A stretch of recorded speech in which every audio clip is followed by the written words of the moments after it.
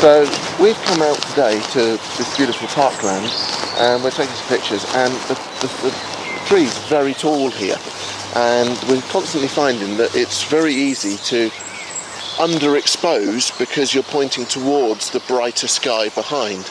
And so I want to show you how you can use HDR today, because HDR is a great in-camera feature. Now, on a lot of other cameras, and if you read in the photo magazines, you see HDR and it requires special software, and it requires you to use the camera on a tripod or with a shutter release. It's very complicated.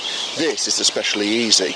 Okay, and for those of us who are amateurs with photography, HDR is what? HDR stands for high dynamic range, and high dynamic range means that you're going to end up with a final picture that contains more information in the shadows, more information in the highlights. And the way that it does that is it actually takes 3 pictures. Okay. So ideally you need a subject that's static, and these trees have been growing for hundreds of years.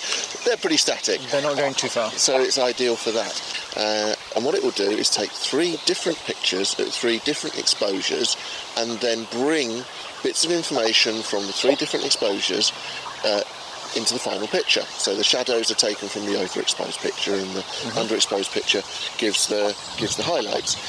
And in so doing, it will use parts of those 3 pictures in the finally saved result.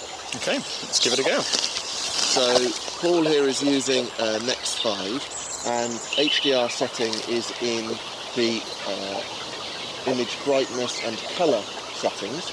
I've got the Alpha 55, and you'll find it on the function button, along with D-Range Optimizer, which is going to be another one of our videos a bit later. Once you settle to HDR, you use the camera as normal. You don't need any special tripod or shutter release. So you compose your picture, you get it exactly as you want it, and fire.